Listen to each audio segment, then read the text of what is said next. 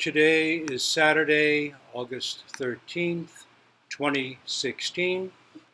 Today at Endless Path Zendo, we are having a Zazenkai, 8:30 in the morning till about 4 this afternoon. Today I'd like to pick up again where we left off with the Oxherding pictures, which we've been looking at for a couple of weeks now.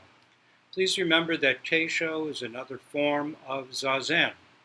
That is, during teisho, we pay attention to our practice. We are fully present. We don't sit and think of it as a public lecture. We don't mull over it. We practice with it.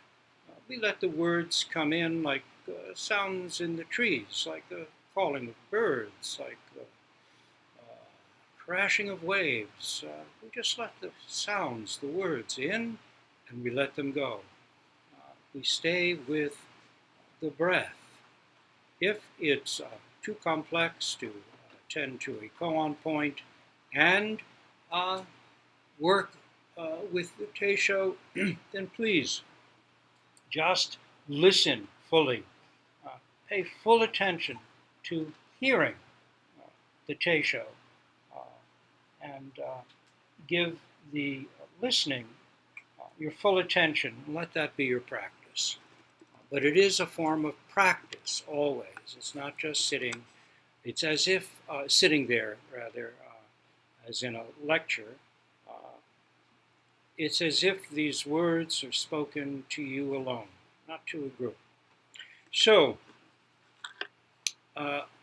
the Oxherding pictures, just to refresh our memories a bit, are a document out of the Sung period, which was around 960 to 1260, Common Era, or AD on the old calendar.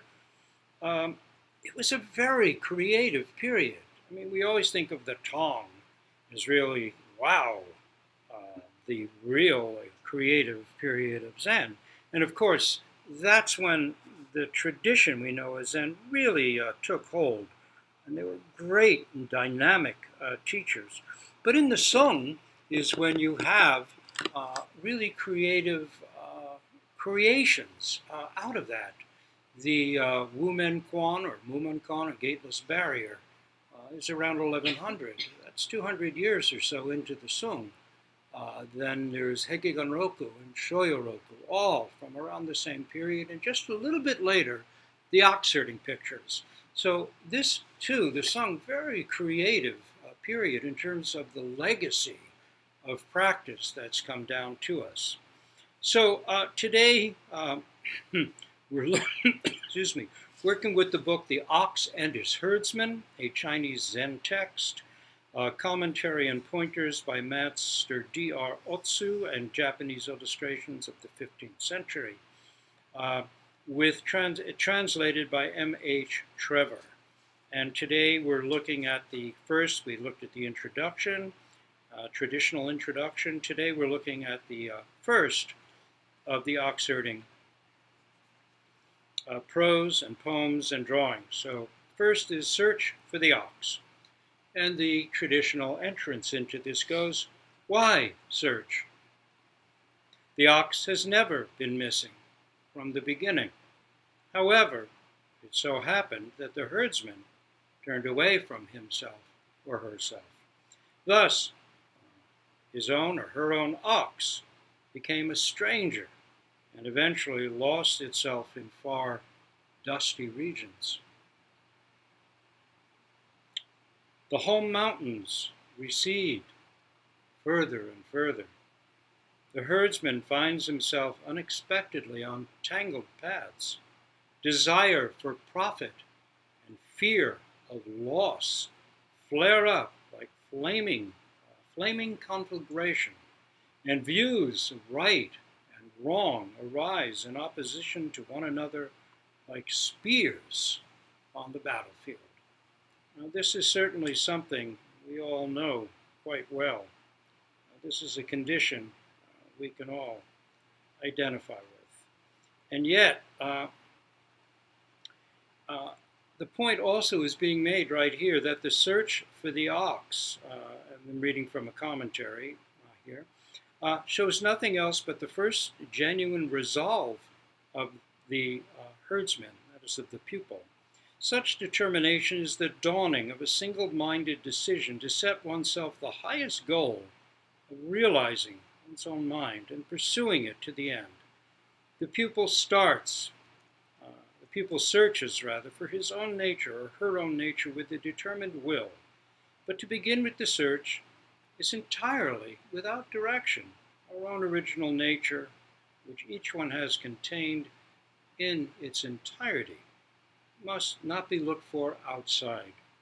One could almost say that the initial determination is, in a certain sense, the genuine awakening itself already. When we start our practice, feeling that there's got to be something more, there must be something more.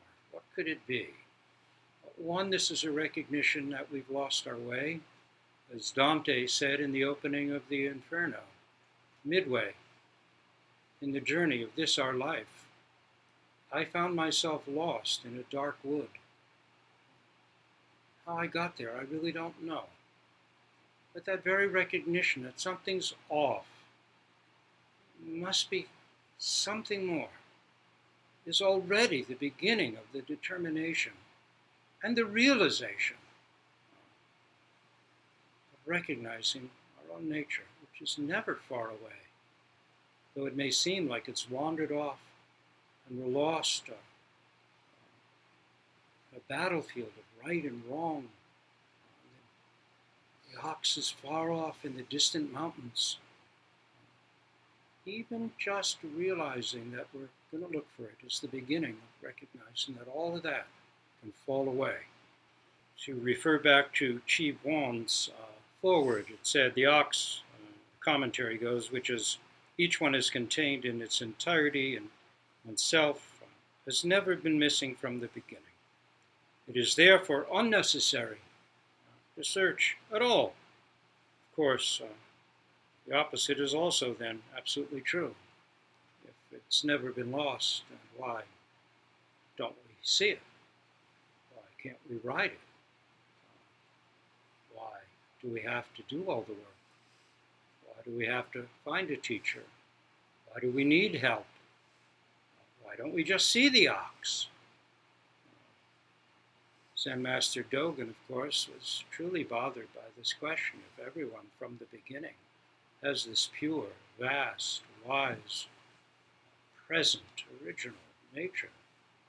Why did all the sages of the past have to sweat blood to awake to it if it's already who we are? It's an important question. We all have to take it up at some point. Why does the ox seem so far away if it's never really been lost at all? So, the first poem. In an endless wilderness, the lonely herdsman strides through thickets of weeds searching for his ox. Wide flows the river, far rise the mountains, and ever deeper into entanglement runs the path. Utterly exhausted and in despair, even so the searching herdsman finds no guiding direction. In the evening twilight, he only hears the song of the cicadas in the trees. And so the commentary on this first poem goes like this. An endless wilderness extends as far as the herdsman can see. If he looks at himself, all he sees, or herself, all he sees is a worldly person lost in error. With great courage, she is resolved to let go of all extraneous interests and detach herself from everything that we habitually cling to, we might say. With such determination, that is not clinging, but having an open and receptive mind, he wanders step by step through the luxuriant grass across the river and over the mountains. Luxuriant grass, all those thoughts, how fresh and green, how enticing they are, keep arising. Luxuriant grass, endless thoughts just keep coming. Thoughts of me and here, and you out there. always there. Across the river, over the mountains. Mountains of, I like this, I don't like this. This is good, this is not good. This is the way, oh no, this is not the way. Mountains and rivers. Seeing everything get washed away that we thought was so. Everything we've clung to. And yet we still don't have anything. This is real insight into the nature of daily practice. This is painful training, says Master Otsu. The hammering at oneself that was mentioned before. The river desire runs deep. The mountain self-will rises high. In spite of a fearless determination, this wandering, this searching is not easy. The way of the training leads interminably on. In the primordial reality, there is nothing to seek, but for all that, the herdsman must continue searching in the direction of the place where there is nothing to search for. If, for instance, he's given the koan, the sound of a single hand, he must enter into the problem. What is the sound of the single hand? When even the smallest wish to search for something outside the question creeps in, a wide and unbridgeable gap will open between the seeker and the sought. The river flows wide there, and the mountains rise in the distance. Again, we must question. When we're not simply absorbed in it, then what is this? What could it be? In some ways, to have peace, we have to let it give us no peace. The herdsman wandered, searching here in the wood, there in the bush, from dawn to dusk. He wants to devote himself to the truth and be the equivalent of Buddhas and masters. But the ocean of erroneous passions and opinions and the mountains of self-will make it hard to suddenly awaken and become Buddha. The greatest efforts are in vain. Once more, the sun has fruitlessly gone down on a completely exhausted person. In the evening twilight, she hears the song of the cicadas in the trees. Pay attention right there. When you've come to the end of your strength, the end of your mind, maybe that's exactly one's best moment. It's possible. So the second poem goes, facing outwards only, the herdsman searches with all her might. His feet are already in a deep and muddy swamp, but he does not notice. How often in the sweetly smelling grass under the setting sun did he sing Shin Fen? We'll get to that, the song of the herdsman, in vain.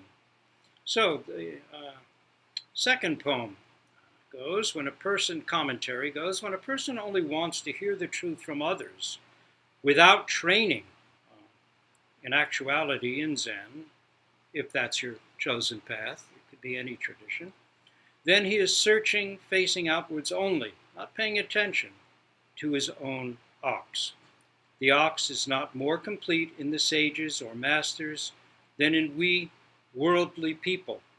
Of course, the difference is that in realizing this truly and intimately for ourselves, it's not that you gain something that isn't there. It's realizing intimately what's always been here.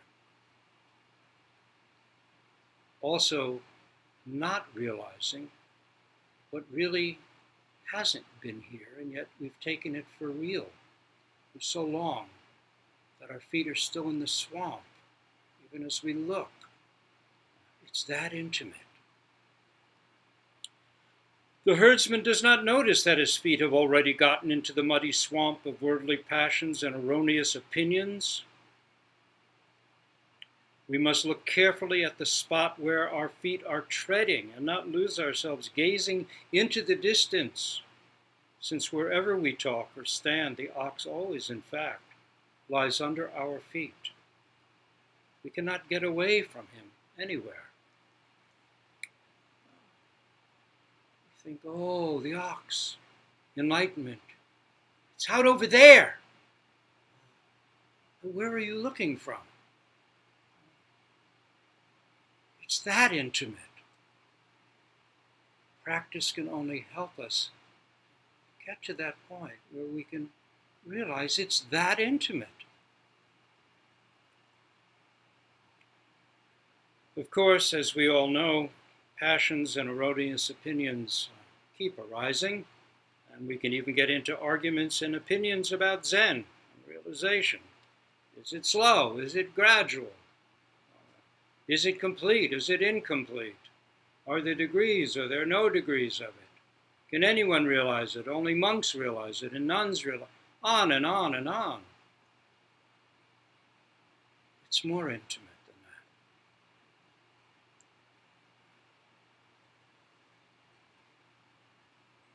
that. Now remember, in listening to teisho, eyes should be open. Head up, eyes drop down. Otherwise, it's very hard not to get sleepy. Probably hard not to get sleepy anyway. You can do a little bit to counter it. While the herdsman was wandering to and fro, the sun was on the point of setting. Each Buddha and all beings have dwelt at home. Each Buddha and all beings. That means you, me, the neighbor, whoever. All beings have dwelt at home from the beginningless past and will dwell there into the infinite future.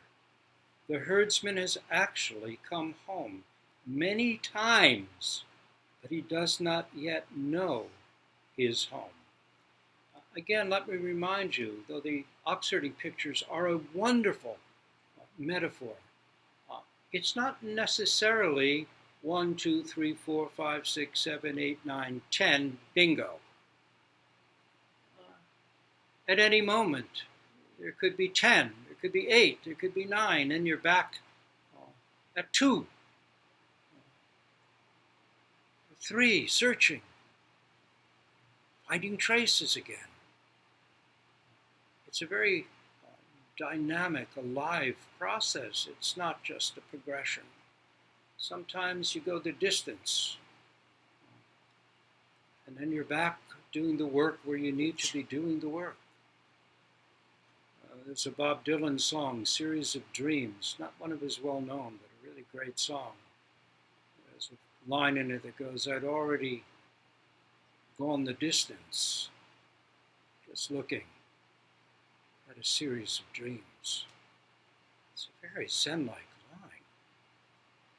We've all already gone the distance. We're all looking into what's in reality a series of dreams. We just don't know it. And of course, there's nothing wrong with a dream. Does it make it lesser? Intimacy still is what it comes down to. A proverb says, everyone uses it every day without knowing it. The sixth patriarch Wei Nung once said, precisely in the midst of worldly passions and erroneous opinion dwells the unborn original self. It's not like we have to get rid of ourselves. It's not like we have to make ourselves better selves. Being intimate with what actually is, including all our silly thoughts and opinions.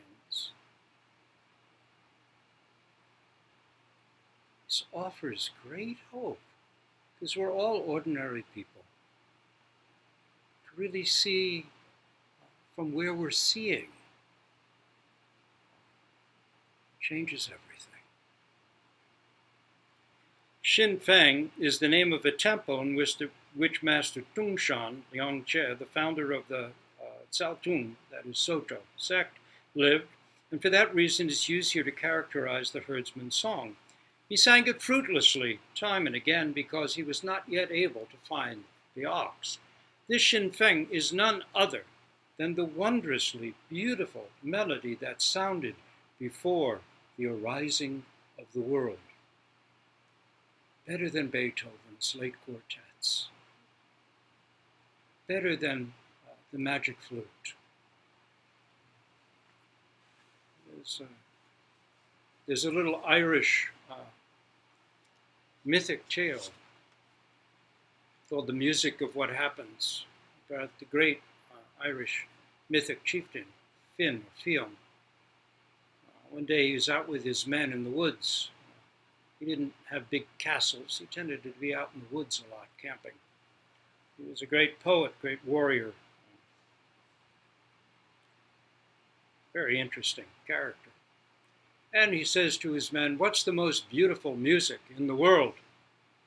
And one says, "Why, it's the singing of the lark in the topmost branch of the hedge." And he says, "Beautiful music, but not the most beautiful music in the world." And he asked his son Oisin, very great hero, "What's the most beautiful music in the world?" And he says, the laugh of a woman whose heart you moved with love. And Finn says, "Beautiful music, but not the most beautiful music in the world." He asks his grandson Oscar, who's a great warrior, "What's the most beautiful music in the world?" He says, Oscar says, "The ringing of a sword against a shield." And Finn says, "Beautiful music, but not the most beautiful music in the world." Then another man says, "No, it's the laughter of a child." And Finn says, "Beautiful music, but not the most beautiful." Another says it's the belling of the stag as it's being chased by the hounds on the other side of the misty river.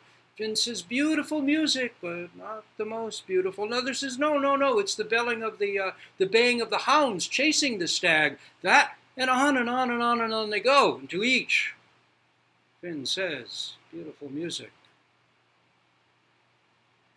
but not the most beautiful music in the world." And then finally they all turn to Finn in kind of frustration and say, "All right then, great chieftain, what is the most beautiful music in the world?"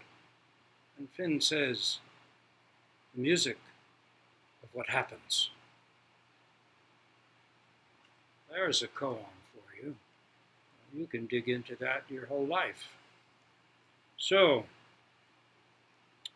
as it says, Xinfeng is none other than the wondrously beautiful melody that sounded before the arising of the world. It is related that Master Baichong fell into a deafness that lasted 3 days. When he heard it, this song, which expresses the sound of the single hand, is contained in every person. Everyone sings it, but no one knows it.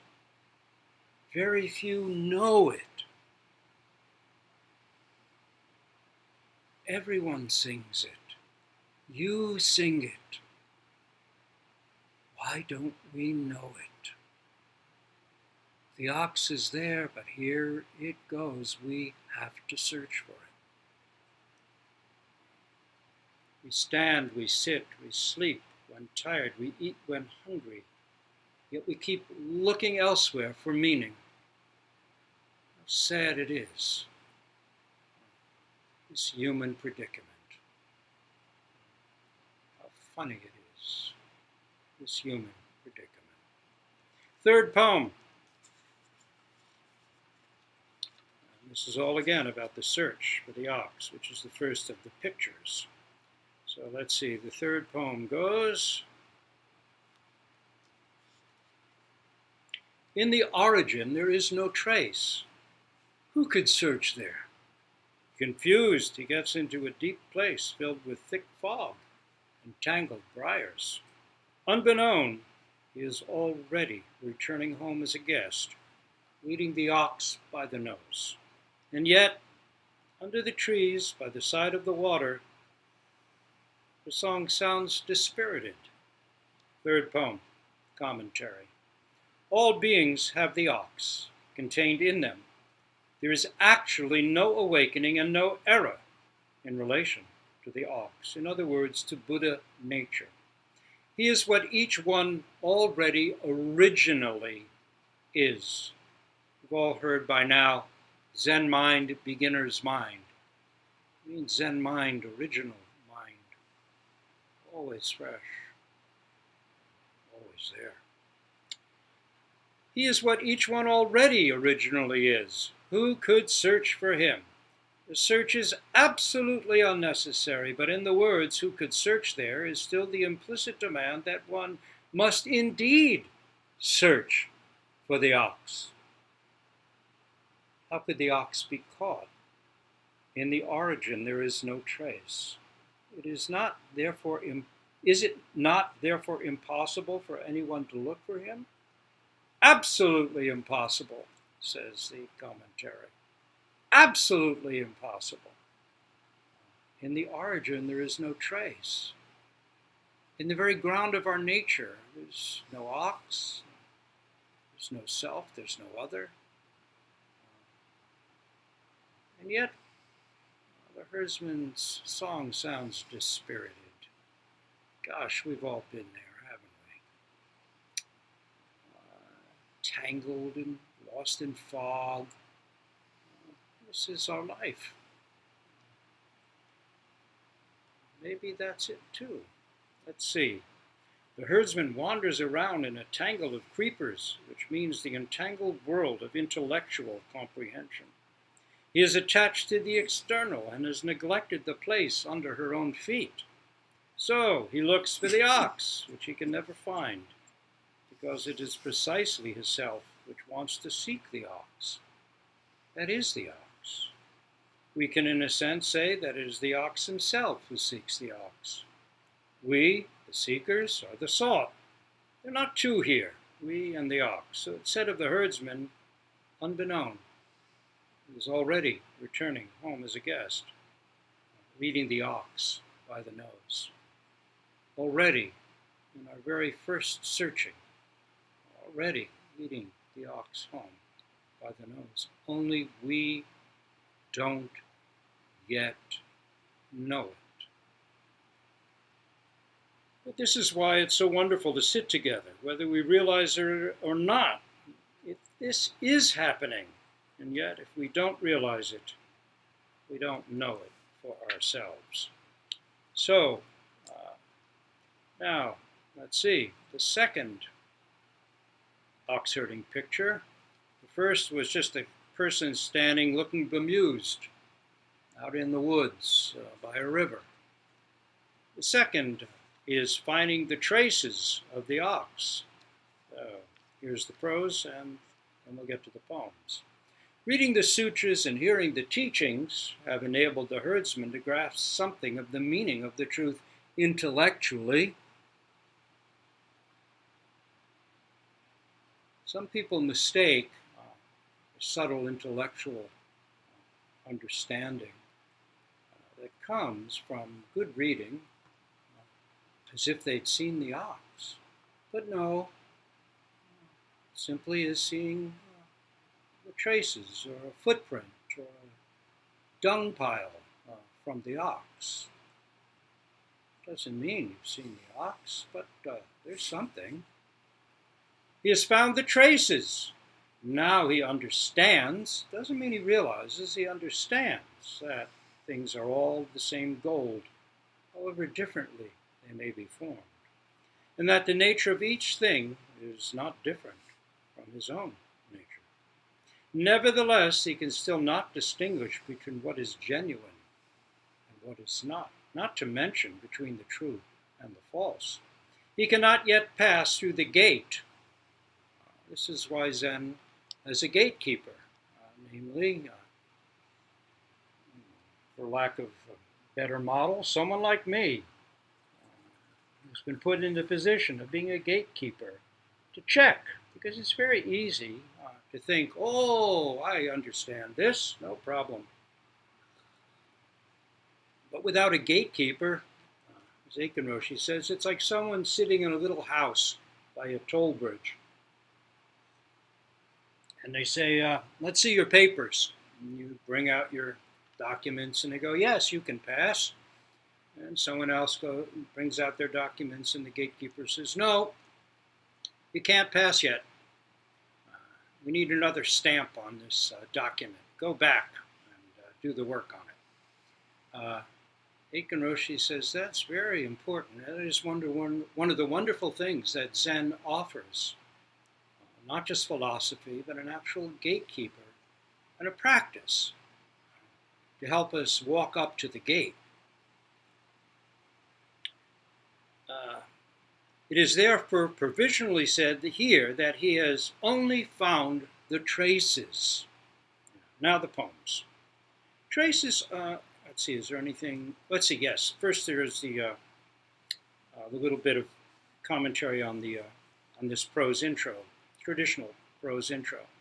So the herdsman who has wandered around for a long time on high mountains and in a deep gorge in the forest and by the side of the water has now found the traces. So let's respect our life. We've all wandered up onto high mountains sometimes and really seen, whoa, and then dropped into a deep gorge. Oh, how am I ever going to get out of this or through this? We've gotten lost in the forest. We've wandered by the side of the water. This is our life. It's brought us to a mature place where we can begin to seriously take up a practice of realizing our own nature. Nothing wrong with that wandering, nothing wrong with the years of maturing that we've all been through. In fact, necessary. So long as there are traces, here's the good news, there must also be the ox, the original nature of the self. Traces don't come from nothing. If you find traces, they're left by something. This is indeed a good sign. The pupil has read the sutras and the collections of sayings of the old masters, begun Zen training with a teacher, thereby acquired a general and conceptual knowledge about his own mind and original nature. But he cannot yet make this original nature his very own. Although a slight intimation of the undifferentiated nature has arisen in him or her, he still or she still stands powerless and lost in the mere world of difference. But this is how, in Zen, what's called, we gain power for the way. By working with the differences and the complexities of our life situation. We can't sit in a Zendo forever. We can't just be reading an inspiring book forever. We have to get out into life, deal with things as they are. This is known as gaining power for the way. Why? Because we take our practice with us. We don't wander in the same way. We have a compass. We have a staff. We're practicing as we go about our way now. An important difference. So, now, to go into the forward, Sutra means the teaching that Shakyamuni, the founder of Buddhism, is supposed to have taught during his 49 years as a teacher. Under the heading of teachings, the treatises and collections of sayings of the old masters are to be understood. With the help of both, the herdsman could get to the bottom of something of the true origin and could grasp the essential law of everything in the sky and on the earth conceptually. But however far a conceptual understanding may be taken, it can never grasp the nature of things. Only when the herdsman dares another leap over and beyond this understanding, as over the top of a towering tree, will she enter the real world. Very important point. At some point, our intellectual understanding has to be let go of. It's been a useful guide up to the present. How can an intellectual understanding explain this breath? Where does it come from? Where does it go? How can an intellectual understanding explain how I hear the air conditioner, or the sound it makes? How can an intellectual understanding explain the blue of this painting in front of me, behind the Buddha, or the flickering of this flame of the candle? How do I see these things? There's no television set in my head. How do I have images? And here's another breath.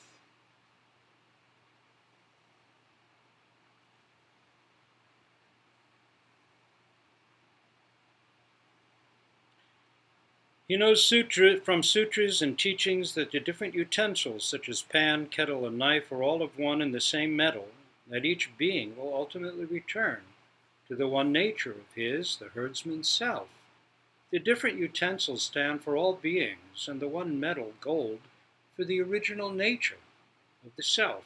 Each being, for example, mountain, river, grass, tree, everything that is alive or without life, is nothing other than that, in which and as which the heart or mind and original nature of the self is present, according to the actual occasion. The blind person is so attached to the various things that he cannot know that they all go back to the one nature. On the other hand, the awakened person sees all things in an instant and knows that on the spot that they are the temporarily occasioned representations of truth. An old saying states, all beings are only one mind. Outside this mind, there are no beings. The herdsman is only known intellectually about these fundamental laws up to now. He is not yet able to get the light of his own original nature to shine, and to see the world of beings in it. As long as he remains in the world of conceptual understanding and does not enter the real world, the world of conceptual understanding is not a negative thing. Let's be clear, in Zen it's known as the secondary level. The world of the real world is known as the primary level, original level. He cannot attain genuine insight, which would enable him to distinguish between truth and falsehood. The true world is that in which, for instance, I look at the flower, and the flower looks at me. The true world is the world in which I look at the flower, and the flower looks at me. The herdsman is still restrained from entering this original home, and it is therefore provisionally said here that he has only found the traces. Now the poems, the second, that is finding the traces of the ox. Traces of the ox are clustered here and there under the trees by the side of the water. Has the herdsman found the way among the thick, sweet grass? However far the ox may run, even to the furthest place in the mountains, his nose reaches to the sky, so he cannot conceal himself. And the commentary on the first poem. In the sutras and collections of sayings of the old masters, the herdsman has found the traces left behind by the heart ox. But has he found the ox himself? Numerous worldly passions and erroneous opinions have arisen and obscure the way like a tangled growth of weeds. All the same, the truth itself cannot be hidden. The thing that happens to the herdsman also happens to the pupil when he engages in Zen training. He stands in the midst of passions and opinions. Even if he wants to throw them out and seek his own heart and original nature, liberated from them, he can never find the heart ox. This is only possible when the passions and opinions are seen into, right down to their nature, and by this experienced as the truth, as the original nature itself. The thick grass, the high mountains, and the wide river are themselves the landscape of the heart or mind ox. He cannot hide himself anywhere because his nose fills the entire sky and the whole earth. In all our doing and leaving, such as eating, dressing, lifting our hands, or walking, the ox is present. There are not two, the self that seeks and the ox that sought. The Japanese Zen master Ikkyu once said, "What is meant by the ox? Although it is indeed invisible, it fills sky and earth. Second poem. There are many wrong turnings by the withered tree in front of the cliff, caught like a bird in a nest which is covered with grass. He turns around and round in the small cave. A note says the small cave is intellectual understanding, like a prisoner in a cell. Is he aware of his error? Just at the moment when his feet in searching follow the traces, he misses the ox and lets him escape. So, second poem. As in a thicket of brambles, the herdsman enters the world of the intellect and worldly passions and sinks into it. Erroneous thoughts rear up within him. Erroneous thoughts are me in here, you out there. It doesn't have to be about 2 + 2 = 4. Just as one wave arises, in fact, 2 + 2 + 4 couldn't be an erroneous thought, and is followed by thousands upon thousands of other waves. Has he found the ox who is hidden here in the middle of the thicket of brambles? Is he aware that none but himself is hidden in the small clearing in the weeds of his I? It's not EYE, but just I. And that it is he himself who wanders around in it. Let us suppose that the pupil has found the trace of the ox while training. He then breaks into a region where there is neither good nor bad, error or awakening. By itself, this region would constitute a wrong path, on which the herdsman would get lost in the view of nihilism. The cognizance and knowledge that he obtains from hearing, seeing, and reading, on the other hand, can only lead him to the view of supposed permanence and are just as much a wrong path. Wrong paths run in all directions. Still, he must catch his heart ox actually in the midst of this entanglement of wrong paths. That is, in the midst of passions and opinions. That is, in the midst of your own life, just as it is, not when you get rid of that life or get beyond that life, but in the midst of that very life, in the midst of the very errors we make moment by moment. Greed, hatred, ignorance arise endlessly. I vow to abandon them all. In the midst, not elsewhere, not in the distance, not when we're special. But can you do this for real? That's our challenge. It's one thing to think about it. It's another thing for the gatekeeper to say, yep, okay. No suppressing, no turning away. What we're asked is to have the courage to see what is, and then to take a step beyond it. If the herdsman thinks he has caught the ox, in other words, that he has understood the truth, it is exactly then that he has just gone past it. His attempted capture has miscarried. The ox has already run far away. The sutras and collections of sayings are only the traces, not the ox himself.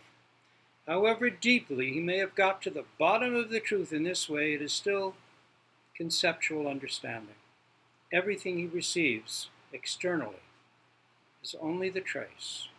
What Shakyamuni taught, or what Bodhidharma said, is not the heart ox himself. Shakyamuni is Shakyamuni. Bodhidharma is Bodhidharma. We are we.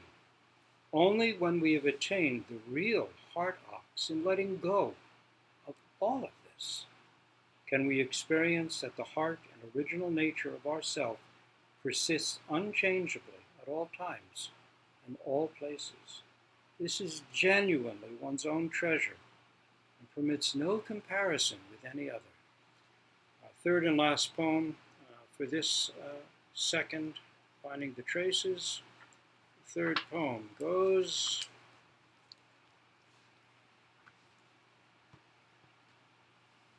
many look for the ox, but few have ever seen him.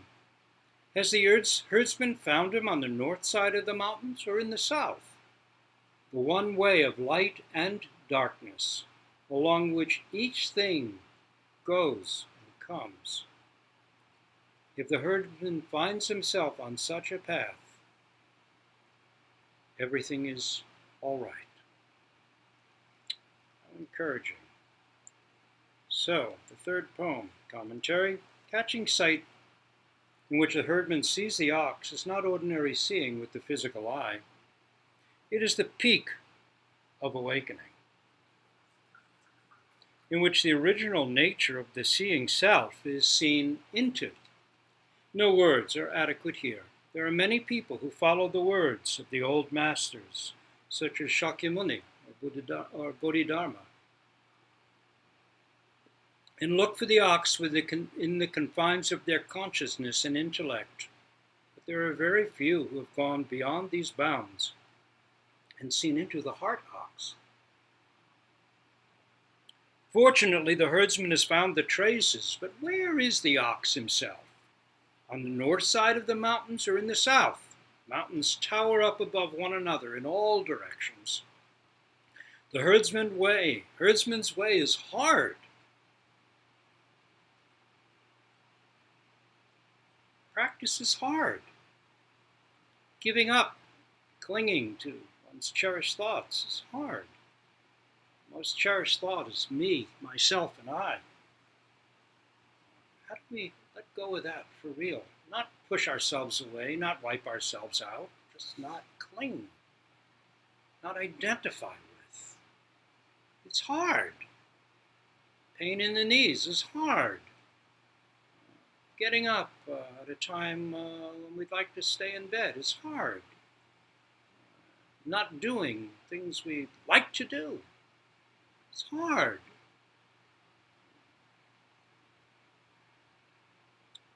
The herdsman's way is hard.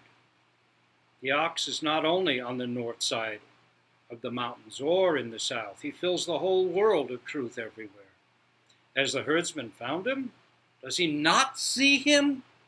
Pay attention to the place under your feet. That place under your feet. 1,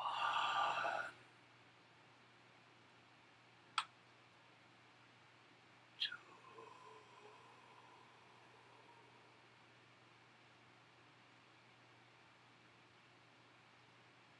3. Don't go wandering off. Place under your feet. That's where we look. Light and darkness first purport as much as error and awakening, gain and loss, right and wrong, good and bad, passion and wisdom, difference and non-difference. We can say manyness and sameness. If the herdsman has found the one way of light and dark, then this way is nothing other than his own nature. He does not lack anything anymore. When he looks back out of himself at himself, turning from inside to outside, the heart ox is present. But as on the one way of light and darkness, he sometimes depends on awakening, and sometimes persists in error, and is trapped in mere names, and lets the heart ox go past him and run away again. The one way of light and darkness is, moreover, the time of the interpenetration of light and darkness. At this time they, together with error and awakening, samsara and nirvana, worldly passion and wisdom, no longer stand in mutual opposition, but are one whole. I look at the flower, and the flower looks at me. The so-called middle way, the Mahayana, the middle way, the great way, the middle way of not extremes, of complete presence in the midst of emptiness and form, runs right here. It is the open way on which each one, including the herdsman, freely comes and goes without let or hindrance. If one succeeds in reaching this place of the interpenetration of light and darkness, the heart ox is present. So, we'll stop here. We'll take up again next week the third picture, Finding the Ox. Hooray! I don't know if you remember the Ox Cart Bookshop from years ago on Monroe Avenue in Rochester.